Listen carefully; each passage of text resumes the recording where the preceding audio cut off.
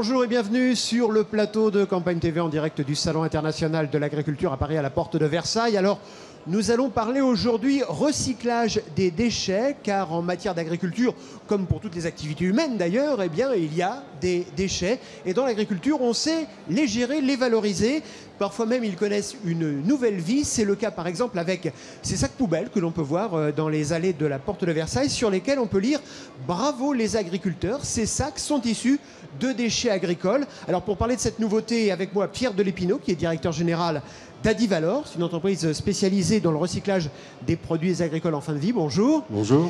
Et Manuel Gavel, qui est agriculteur dans l'Eure, Chanceux, près de Giverny. Tout à fait. Et Bonjour. vous êtes impliqué dans cette démarche. Vous recyclez vos déchets. Tout à fait. Alors, tout d'abord, Pierre Delépinot, parlez-nous de ces sacs que l'on voit ici dans les allées de la porte de Versailles. Ils sont faits avec quoi ? Oui, ben c'est ça qu'ils ont une belle histoire. Ce sont en fait au départ des films plastiques utilisés en agriculture. Alors ça peut être des films de serre, ça peut être des films de paillage en maraîchage, mais ça peut être également des bâches d'ensilage ou des films pour conditionner le foin. Et on récolte, on trie et on récolte tous ces plastiques. On les livre chez des recycleurs qui vont les transformer en plastique. Et à partir de ce plastique transformé, on va refabriquer des sacs. Et les sacs que vous avez là sont fabriqués à 100% à partir de plastique agricole. Et ils sont fabriqués en Aveyron, en France. Et les produits, les produits qui sont transformés au départ, et vous les transformez en quoi ? En granulés ? Vous les transformez Voilà, on va les trier, les broyer, les laver, parce que rien n'est propre, généralement, quand ça vient du champ. Et puis ensuite, on va les retransformer, vous allez le voir tout à l'heure, dans ces petits grains plastiques qui sont la matière première du plasturgiste. Alors, pour mieux comprendre comment ça marche, eh bien, je vous propose de regarder ces quelques images.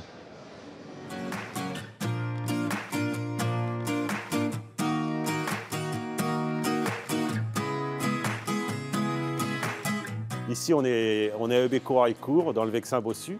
Donc, on produit 1 million de litres avec 120 vaches laitières Holstein. C'est le GAEC des Deux-Rives, donc une exploitation familiale. Depuis 3 ans, on trie les bidons, les civielles, avec les préparations pour les vaches laitières et le nettoyage de la machine à traire. Ensuite, on a commencé à trier les films en rubanage avec les filets qui vont avec pour entourer l'herbe qui est enrubanée. Et puis, depuis cet automne, on a commencé à trier les ficelles. Donc, les ficelles qui enroulent, qui tiennent la paille, les balles de paille. Le tri, c'est pour éviter de brûler parce que sur une exploitation comme nous, on génère quand même 2-3 000 litres de bidons par an en volume, donc on souhaite quand même préserver la nature. Quand on trie, c'est simple, on va prendre l'enrubanage. On prend le film et on l'enroule, on le met on le compresse avec nos mains pour faire un petit rouleau. En fait, on recrée un petit rouleau. Et voilà, puis après, on le met dans la sâche. Et la même chose pour le filet. Le filet, on débarrasse le filet du ballot. Et puis, on l'entoure autour de notre main pour faire une petite boule, un petit rouleau, quoi. Et puis, on le met aussi dans un autre sac. On a positionné les points de tri à chaque endroit pour que ce soit facile, pour pas que ce soit une contrainte. Parce que le tri, c'est d'abord à essayer de gagner du temps.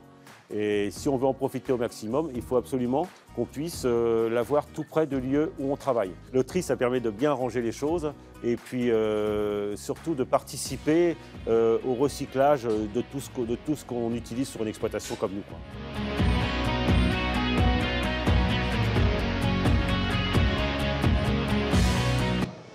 Alors, Manuel Gavel, là, on était Oui. chez vous dans votre exploitation là, de l'Eure, près de Giverny. Oui. Je voudrais savoir ce qui vous a motivé. Qu'est-ce qui fait qu'on décide un jour de garder, de trier et de transformer les déchets agricoles ? Voilà, tout d'abord bonjour. Donc c'est vrai qu'on est un GAEC avec 4 associés et 2 salariés. Donc il y a du monde, donc il y a une organisation de travail, quoi. Donc par le passé, malheureusement, on gérait ça en brûlant. Et parce que c'est quand même des volumes, comme je l'ai dit dans le reportage.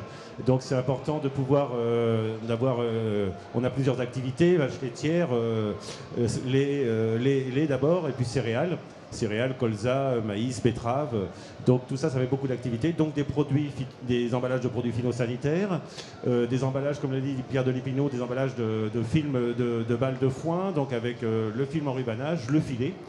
Donc ça génère tout de suite du volume. Après, en salle de traite, on a des produits pour l'hygiène de la mamelle et l'hygiène de la machine à traire.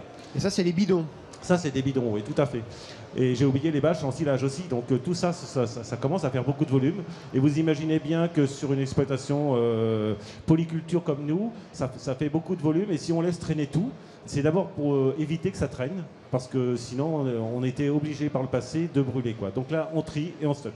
Pour éviter que ça traîne, pour éviter de polluer, vous êtes un peu écolo, Manuel Gavel? Alors, naturellement, écolo, je ne sais pas si c'est le bon terme, on aime la nature, on vit dedans, on vit avec, on travaille avec le vivant, et ça, c'est formidable. Et donc, comme on est des gens passionnés, vous savez, les agriculteurs sont passionnés par leur métier, ils aiment leurs bêtes, et tout simplement, on essaye de bien faire notre métier. Aujourd'hui, grâce à la fois à Divalor et la profession, on arrive à avoir toute une chaîne de stockage et de triage. Alors, à nous, éleveurs, de bien trier, de bien faire notre travail, d'amener un produit propre. Alors, comme l'a dit Pierre-Denis Bilot tout à l'heure, c'est vrai qu'il y a de la terre, il y a de la paille, il y a du foin. Et bien, écoutez, on essaye d'enlever le maximum, comme vous l'avez vu sur les images, pour que bien. On a une fierté de pouvoir pousser au bout de ce qu'on a acheté, que ça retourne à quelque chose d'utile, quoi. Et c'est pas compliqué finalement. Bah, pour vous, en tout cas, de trier. Il suffit d'avoir envie, quoi. Hein. Alors, dans notre métier, on a beaucoup de. C'est compliqué le métier d'agriculteur parce que c'est un métier passionné, mais c'est pas pour autant que c'est simple. Et donc on a besoin d'être reconnu pour tout ce qu'on fait. Hein. Vous savez, je fais pas de détails, mais bon, la période est quand même assez complexe. Et n'empêche qu'on continue de faire notre métier avec fierté, avec allant, quoi. Hein, voilà. Nos parents, nos grands-parents nous ont appris à faire des choses bien. On continue. Aujourd'hui, les filières nous offrent la possibilité, donc on le fait. Alors, je vous propose maintenant de voir ce que deviennent les déchets stockés par Manuel Gavel dès qu'ils arrivent dans l'usine. Regardez plutôt.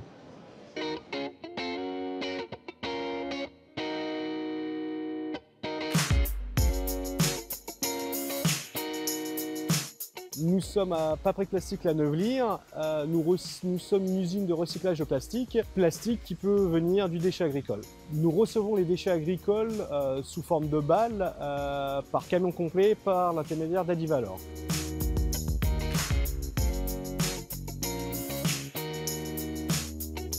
Donc, le cheminement, nous recevons les déchets agricoles par balles. La première étape étant de déchiqueter la balle de ficelle agricole. La seconde étant de la broyer sous eau pour finir par un séchage de la matière.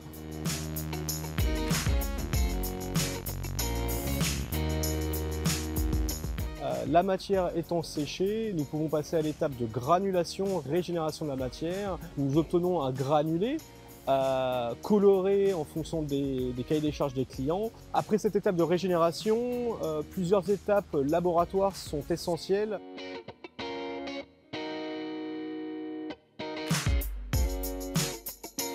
Après validation des tests laboratoires, nous revendons cette matière première issue du recyclage agricole sous forme de granulés, pouvant être utilisée à 100% par nos clients de façon identique à de la matière vierge, tout en respectant leur cahier des charges.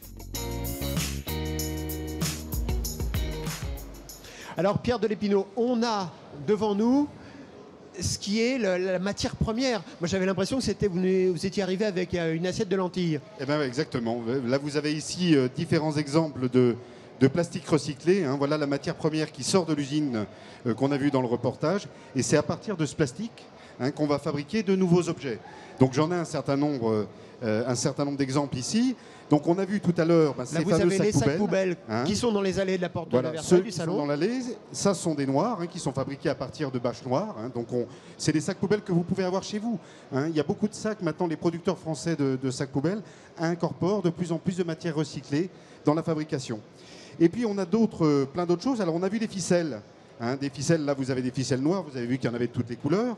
Alors la ficelle c'est un très bon plastique, c'est un plastique différent. Alors tous ces plastiques sont différents, c'est pour ça que le tri chez l'agriculteur est capital. Si l'agriculteur ne trie pas, on ne peut pas recycler. Mais on arrive aujourd'hui à recycler plus de 90% de ce qu'on collecte, parce que les agriculteurs trient. Alors avec ces ficelles, on peut refabriquer de la ficelle, ça c'est de la ficelle recyclée. Vous ne faites pas la différence. C'est-à-dire c'est le cycle de la ficelle. Quoi. Elle est de ficelle, elle redevient ficelle. Il y a le plastique qui compose ces ficelles, on peut le retrouver dans beaucoup de pièces dans notre environnement. Ça peut être des pieds, par exemple des pieds de mobilier, ça peut être des pièces sous les voitures.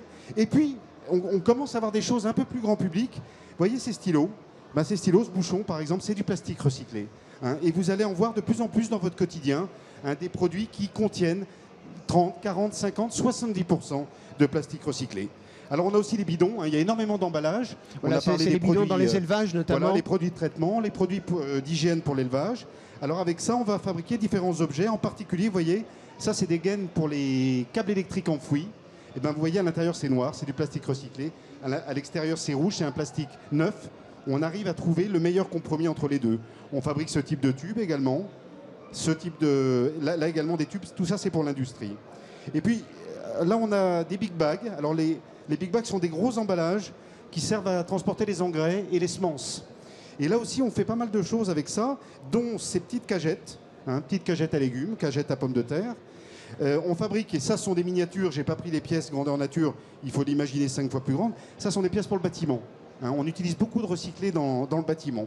Et puis plus récemment, alors là aussi je ne l'ai pas emmené avec moi, mais on a des filets par grêle, vous savez les filets qu'on voit sur les champs d'arbres fruitiers. Et bien ces filets par grêle, on les recycle et on fabrique ces pièces. Alors ça donne pas exactement l'idée de ce que c'est. On fabrique des bancs. Les bancs que vous voyez dans une ville par exemple, peuvent contenir du plastique recyclé.